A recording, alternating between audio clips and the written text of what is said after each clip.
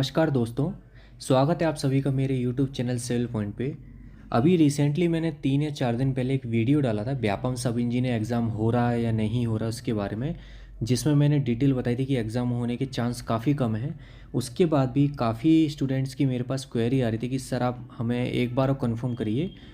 उसके फर्दर मैंने और जो डिटेल मैं आपके सामने निकाल के ला सकता हूँ वो लेके आया हूँ। उसके बाद मैं फर्दर आपको और अच्छे से एक्सप्लेन हो जाएगा कि एग्ज़ाम हो पा रहा है या नहीं हो पा रहा है।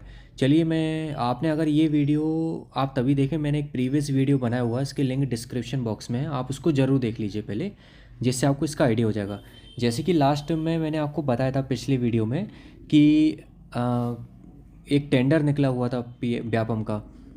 तो व्यापम के टेंडर वो अपना क्वेश्चन बैंक से रिलेटेड था वो, ठीक है।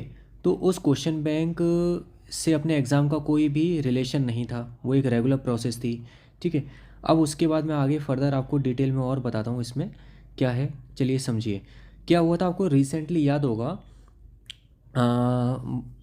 16 दिसंबर को 2021 में व्यापम के द्वारा एक ऑर्डर निकाला गया था, जिसमें उन्होंने जो इनकी पहले कंपनी थी NSEIT, ठीक है, ये कंपनी क्या थी, ये है, ये आप इसको पढ़िए। ये कंपनी थी for selection of agency for management of examination centre and supply of examination engine. मतलब कि एग्जामिनेशन सेंटर मैनेजमेंट में और सप्लाई ऑफ एग्जामिनेशन इंजन को सिलेक्शन करने के लिए आपकी एक एजेंसी हायर की गई थी। तो ये की गई थी 2020 में, ठीक है।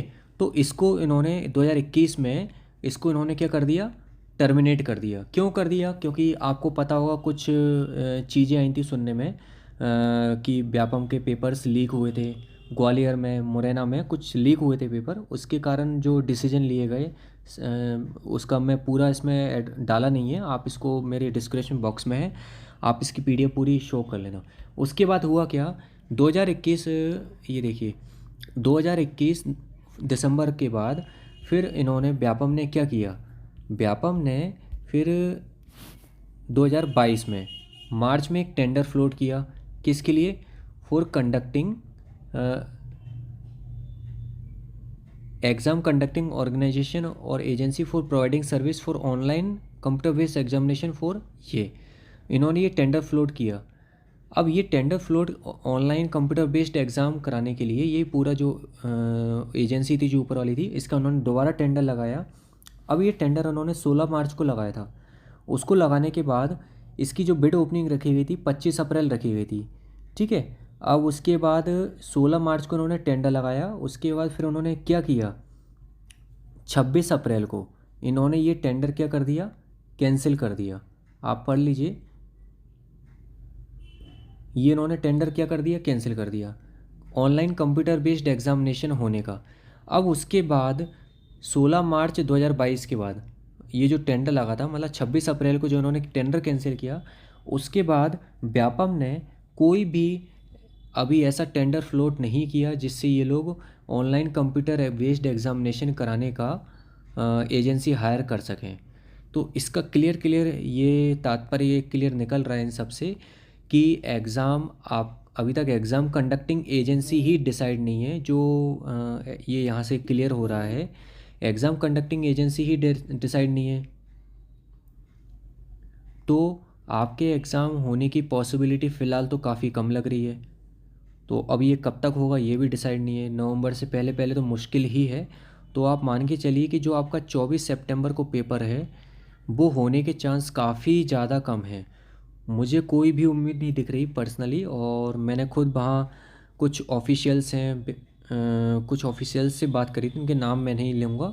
तो उनके द्वारा भी क्लियर बोला गया था कि एग्ज़ाम कराने की कंडीशन में अभी व्यापम नहीं है फ़िलहाल। तो अब आप देखते हैं कि ये एग्ज़ाम कब लेते हैं कब नहीं लेते हैं, इसकी सूचना जल्दी within the next week से पहले पहले आपको वेबसाइट पे मिल जाएगी कि एग्ज़ाम आपका डिले हो रहा है। तो आप एग्ज़ाम की तैयारी करते रहिए, एग्ज़ाम कभी भी हो सकता है, लेकिन 24 तारीख को तो आपका एग्ज़ाम नहीं हो पा रहा है, ये बात क्लियर है। आपका एग्ज़ाम जैसे मैंने पिछली बार भी बताया था कि नवंबर में जाने के पूरे चांस हैं। तो अब आपके पास नवंबर में अगर एग्ज़ाम जा रहा है तो नवंबर में आपके पास काफ़ी टाइम मिलेगा। नवंबर से पहले एग्ज़ाम होगा नहीं, क्योंकि दिवाली के बाद ही आपका एग्ज़ाम प्रपोज्ड होगा। तो नवंबर में आपका एग्ज़ाम होने के चांस हैं। नवंबर तक काफ़ी टाइम है, तो आप जितना भी आपने पढ़ा है उसका अच्छे से शॉर्ट रिवीजन कर लीजिए। तो शॉर्ट रिवीजन के लिए मैं एक बहुत अच्छी सीरीज़ लेके आया हूँ, और उसमें कुछ 2 सब्जेक्ट्स भी मैंने एंड कर दिए हैं। आप उसको मेरे उनकी लिंक डिस्क्रिप्शन बॉक्स में, चैनल को सब्सक्राइब करिए और आप उससे पढ़िए, जिससे आपको पूरा समझ में आएगा और क्लियर होगा, और आपकी स्टडी और अच्छी हो जाएगी स्टडी।